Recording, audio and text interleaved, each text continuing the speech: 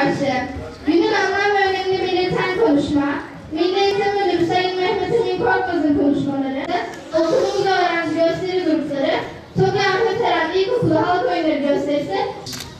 Bu eğitim öğretim yılı da umarım öğrencilerimiz için verimli ve eğitimcilerimiz için ise başarılı geçmesini temenni ediyorum.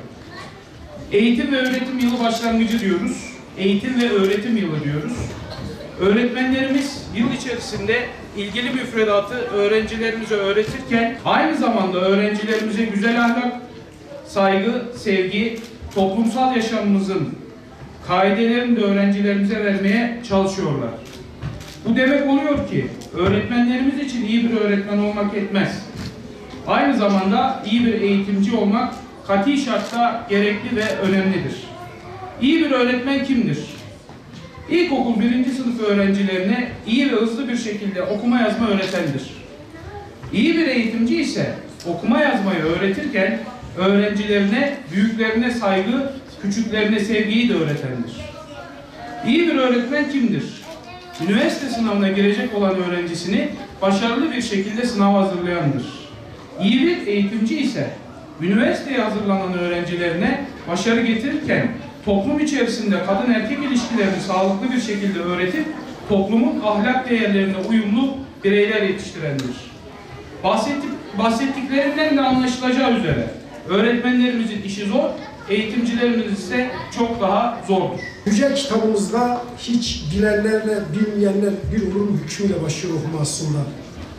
Okuma ve yazmanın medeniyetinin temel taşını oluşturan, kadim bir medeniyetin çocuğu olan bizler okumanın, yazmanın, okulun ehemmiyetini zaten biliyoruz. Az önce konuşan değerli kardeşimiz Fransızlı bir düşünür atfen okul medeniyetin, uygarlığın merkezidir diyor. Gerçekten de öyle. Okullar cazibe merkezidir.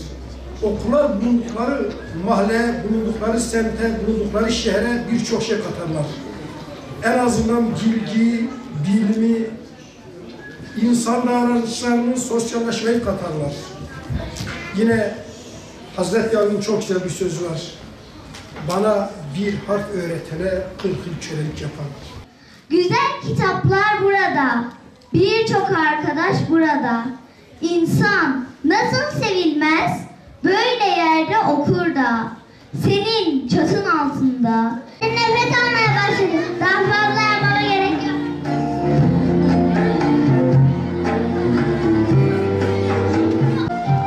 Cömertlik bir elin verdiğini diğer el görmemelidir. Hani ya veren el adan elden düşürür. Bir de öyle değil artık. Karnı tok olan başkasının açlığını umursamıyor. Yine ben böyle bir dünyada neden yok? Bir şey mi diyor? Baban evde yok mudur lo? Babam kayfaya gitmiş, gel otur biraz. Hele bir su getir de içecek lo. Ayran getiren mi? Olur olur.